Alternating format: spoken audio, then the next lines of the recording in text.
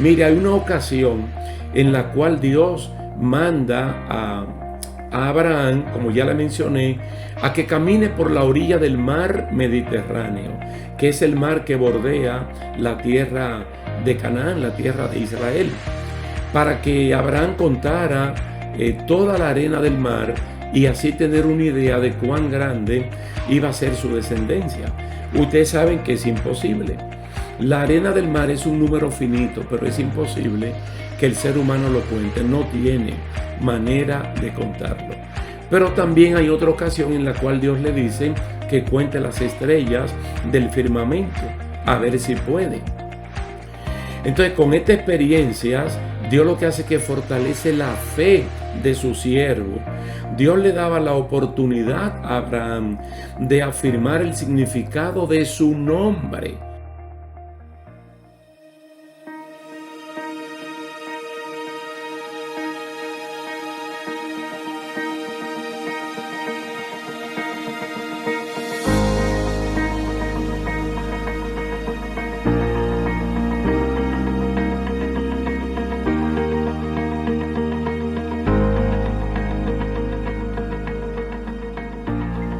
Hola, ¿qué tal, queridos hermanos? Que Dios le bendiga, Dios le guarde.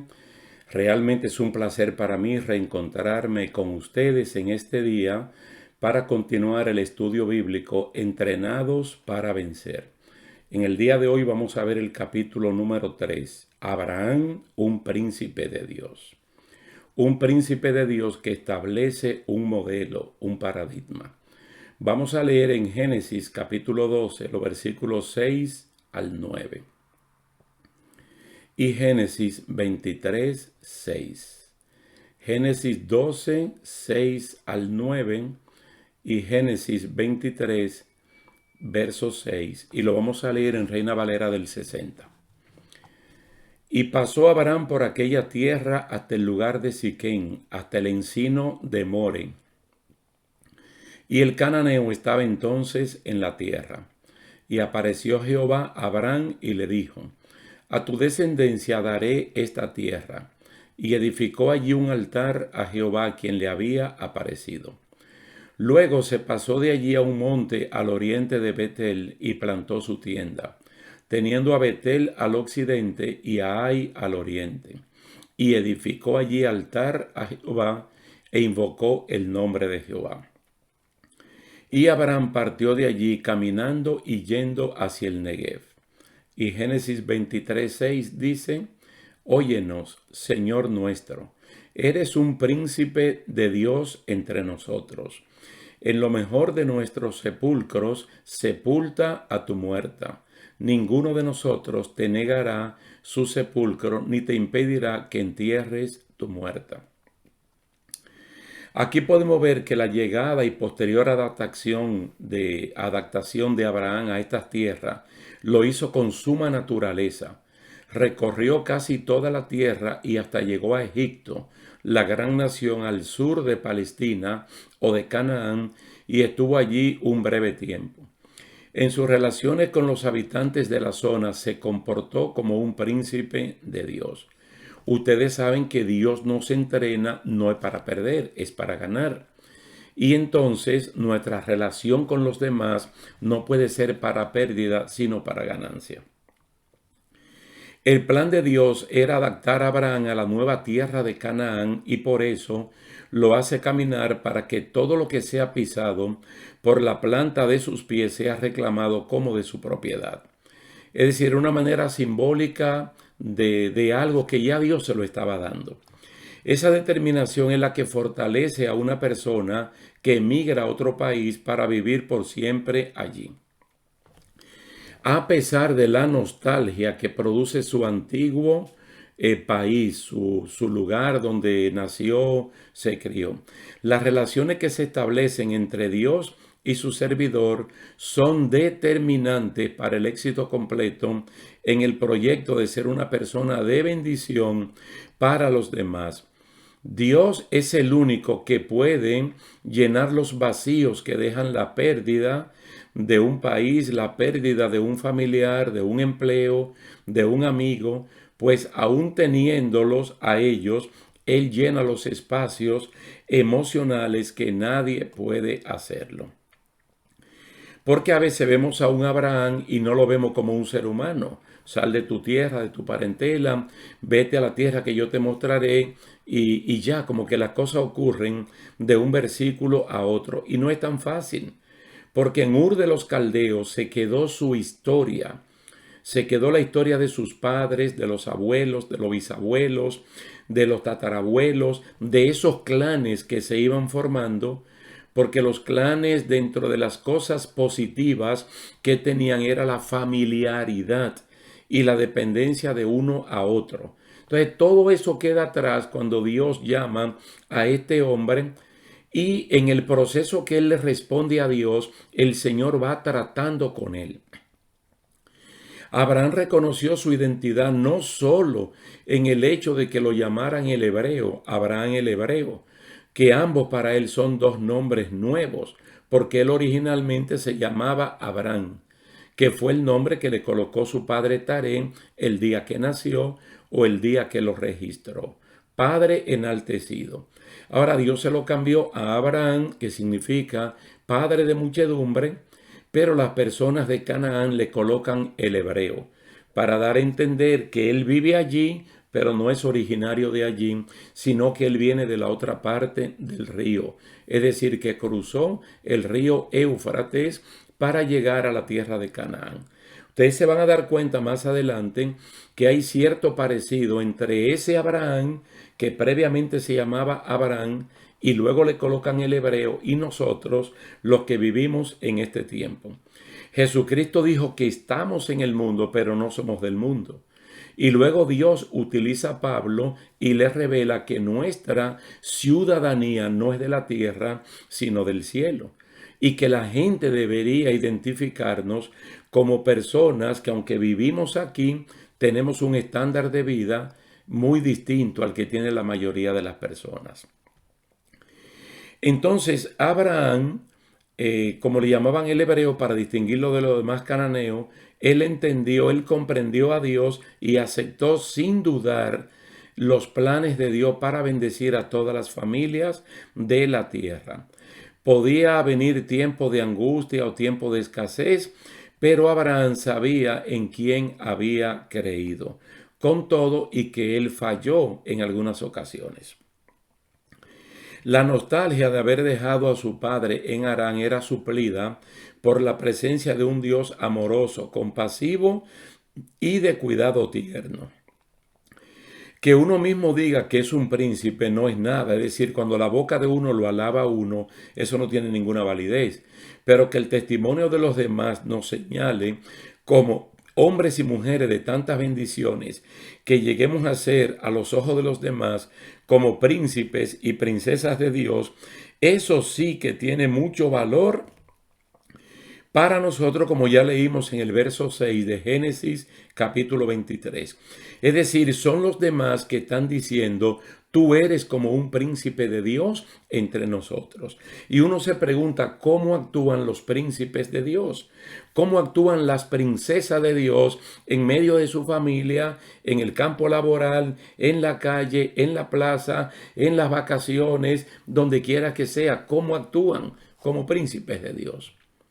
La promesa de Dios, las posesiones y aún el poder espiritual que Dios nos da, no son para ensalzarnos, para llenarnos de vanagloria, sino para edificar a las personas. Dios nos dota de elementos divinos para ser más útiles y así desarrollar todo nuestro potencial. La capacitación de Dios no es para engrandecer al vaso o al instrumento, es para beneficiar a los demás.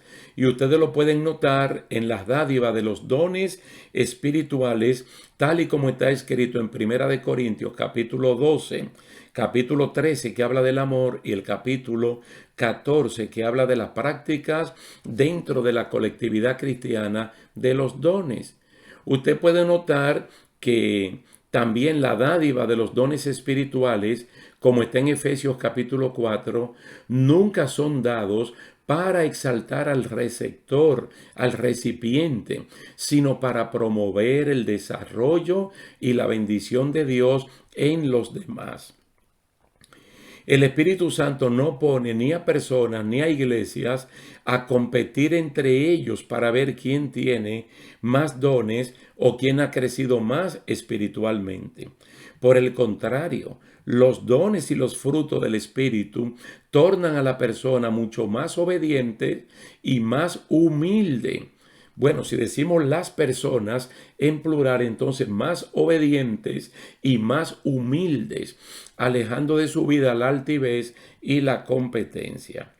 El príncipe de Dios, la princesa de Dios, no va a ejercer señorío sobre los cananeos. Él fue para ser bendecido por Dios y para ser un agente de bendición, de cambio y de transformación en medio de esta gente.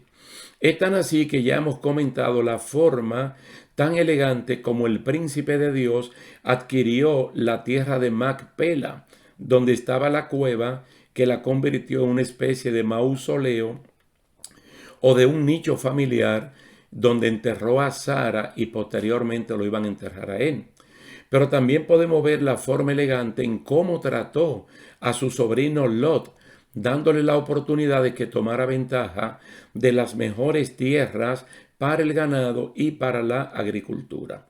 Pero también encontramos que el príncipe de Dios se sujeta a la autoridad espiritual del momento, que era Melquisedec, que en ese momento Melquisedec era rey de Salem, un nombre antiguo de Jerusalén, y también era sacerdote del Dios Altísimo, el mismo Dios de Abraham. Entonces Melquisedec era superior a Abraham en jerarquía espiritual y ministerial, porque él era el sacerdote del momento y al mismo tiempo era rey de Salem. Entonces Abraham lo que es un patriarca con promesa. Y así lo entendió Abraham cuando pasa por Salem buscando el apoyo de Dios para ir a libertar a su sobrino cautivo de enemigos que se lo llevaron bastante lejos. Todo está en Génesis capítulo 14. Ustedes ven la actitud de un príncipe de Dios, de una princesa de Dios, que no es para hacer un espectáculo con lo que recibe de parte del Señor. Por el contrario, es para ser un agente de bendición. El príncipe de Dios sabe muy bien que tiene que cumplir con sus deberes que le dan sostén a sus derechos. Dice la palabra del Señor que Abraham, siendo un patriarca con promesa, él pagó los diezmos de todo el botín al sacerdote, ¿cómo se llama? Al sacerdote, se me olvidó el nombre momentáneamente, de ese tiempo. Entonces, a Melquisedec. Ustedes saben que estamos en vivo y de momento la mente puede traicionar a uno.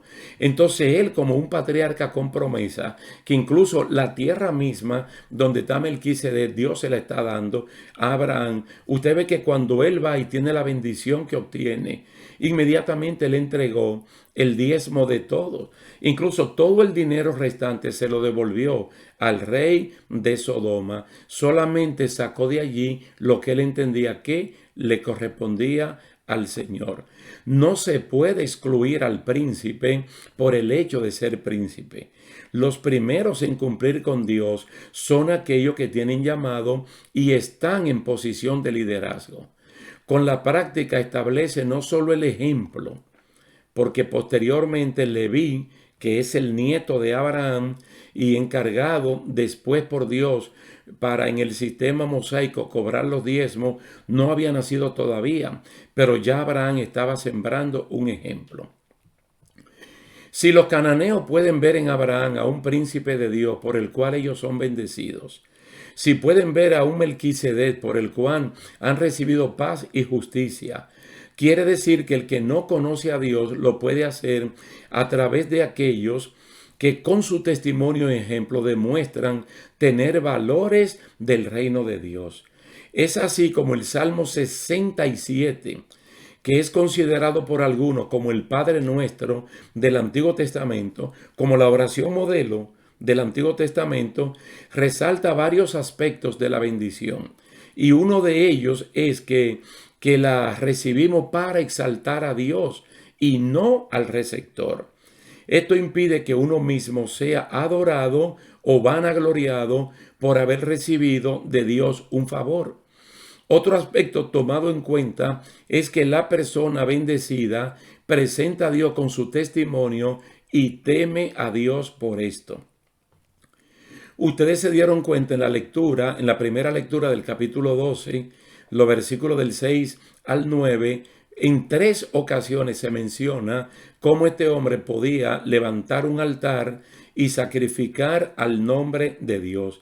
Esto es lo que permite a Abraham ser un príncipe, reconocido por los habitantes originales de Canaán. Abraham es definido como una persona de bendición, no por la teoría de decir que lo es, porque nunca es bueno que uno mismo se alabe, sino que en la práctica demostró lo que era. Nosotros podemos presentar mucho más adelante el ejemplo de una persona que admiramos mucho. Digo, no solamente a él, admiramos mucho a Job como hacendado y como un promotor de empleos y que tenía muchísimos empleados y el trato que le daba. Pero el caso de Daniel. Daniel es otra persona llena de promesas de parte de Dios, pero que es un hombre que responde al llamado de Dios. Dice que en una ocasión el rey de entonces estaba como proponiendo colocar a Daniel como el jefe federal, el jefe imperial del Ministerio de Hacienda o de Negocios. Entonces él pensó en Daniel. Entonces Daniel fue evaluado a escondidas por otros funcionarios del gobierno donde laboraban. Chequeaban desde sus horarios de trabajo hasta su vida personal, cuando oraba a Dios. Concluyeron en que no había ni vicios ni faltas como para acusarlo de mala conducta. Ellos fueron quienes dijeron que Daniel era una persona pulcra en la administración de los recursos del Estado, incluyendo la administración de su tiempo laboral. La única diferencia entre estos dos casos fue que los observadores de Daniel lo hicieron por envidia y los que observaron a Abraham lo hicieron como un acto de reconocimiento de lo bueno que era tener a una persona habitando en medio de ellos. Lo mismo ocurrió, como le digo, porque hay otros casos, como el caso de José y el caso de Mardoqueo. Y también en el Nuevo Testamento hay otros casos también.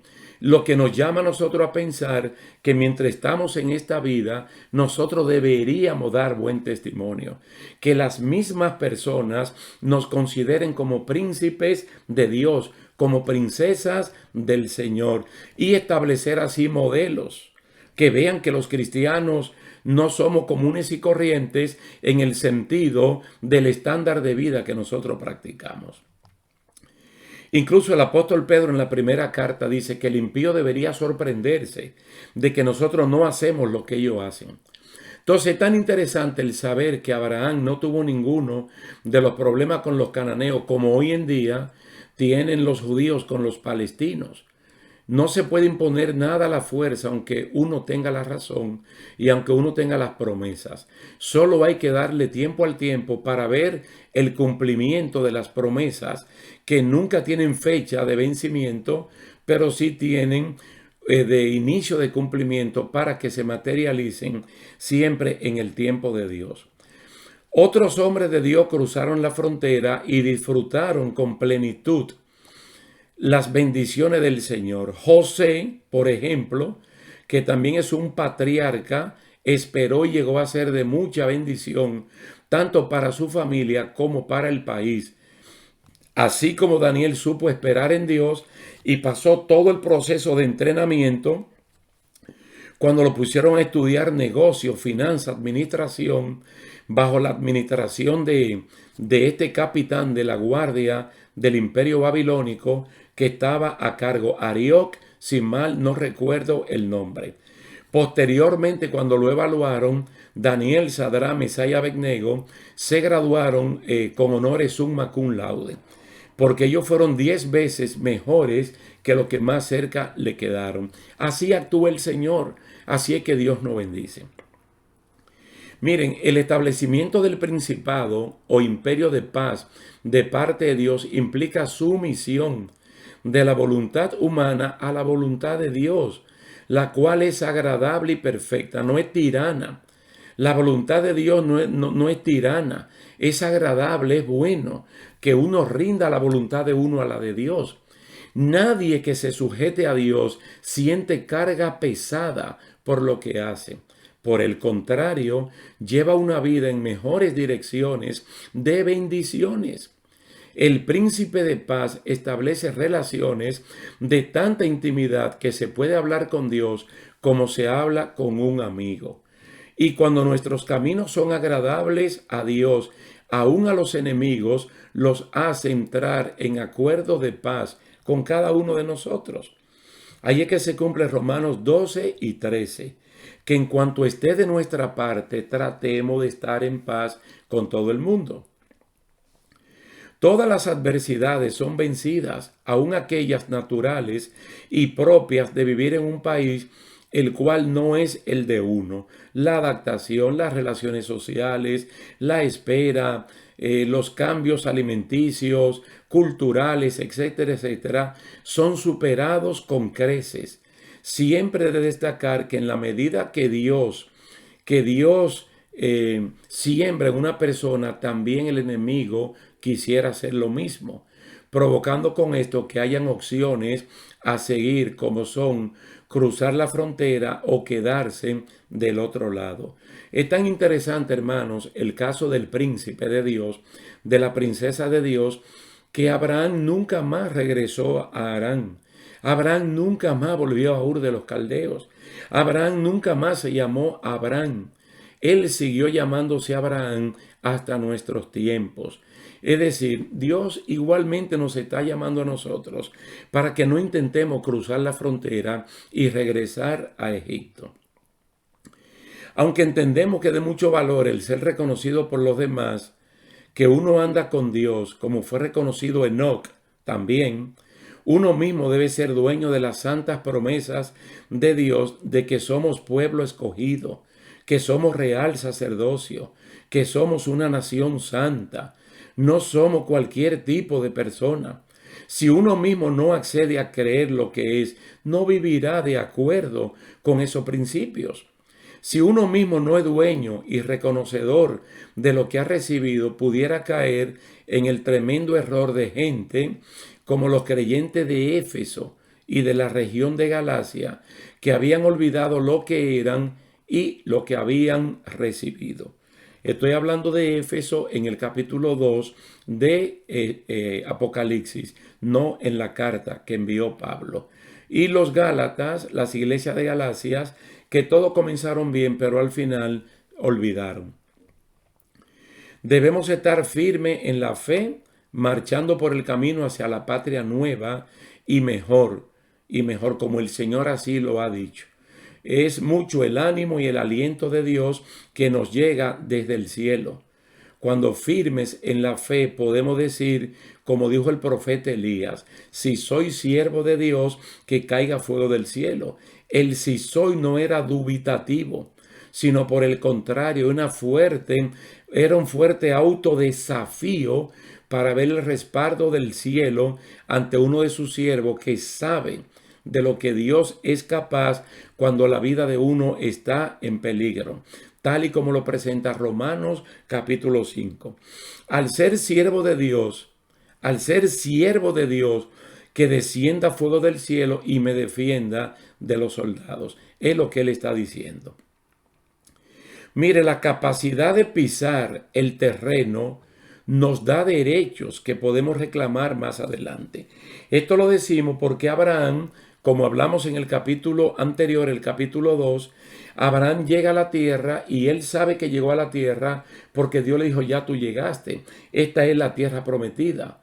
Acuérdense que el hombre de Dios sale de Ur de los Caldeos, se detienen en Canaán por el papá, pero Dios le había dicho que ese no es el lugar, que saliera a la tierra que le había prometido. Entonces, cuando la persona obedece, se activa inmediatamente la dirección del Espíritu Santo en su vida, porque Abraham en sí no sabía para dónde iba.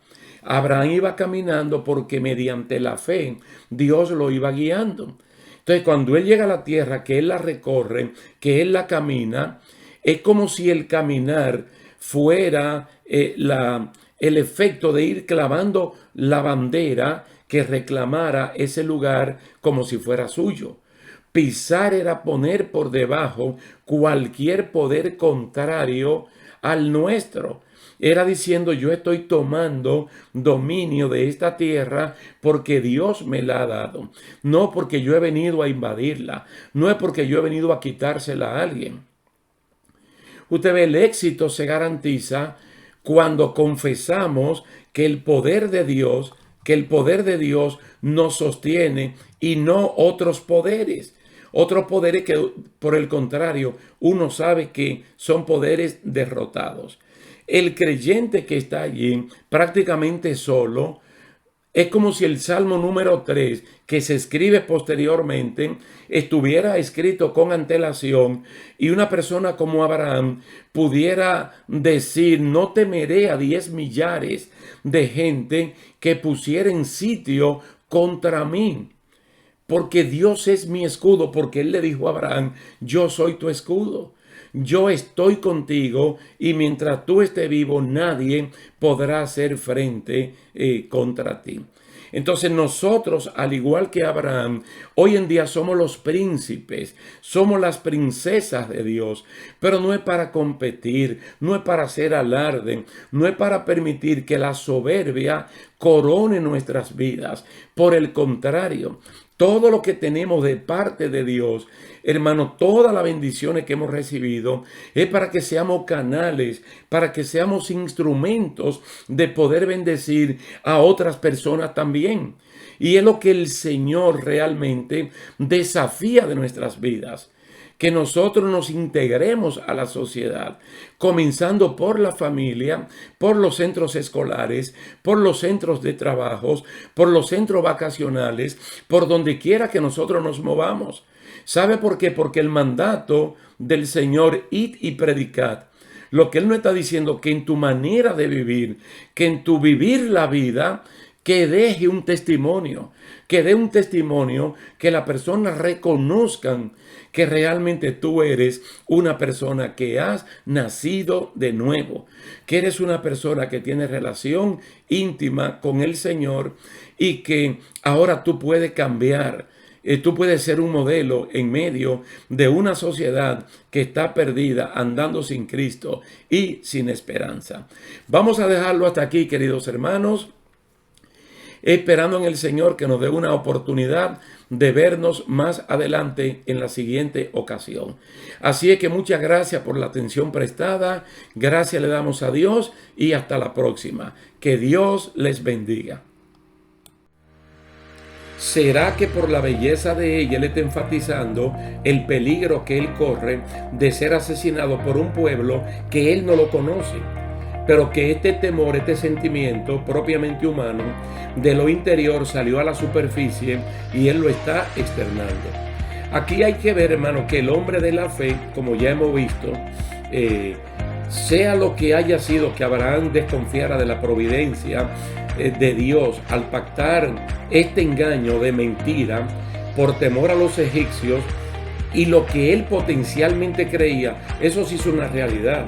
Pues inmediatamente entraron en Egipto, se dieron cuenta de la hermosura de ella, y el hombre que donde llegaba decía, por ejemplo, mi nombre es Padre enaltecido.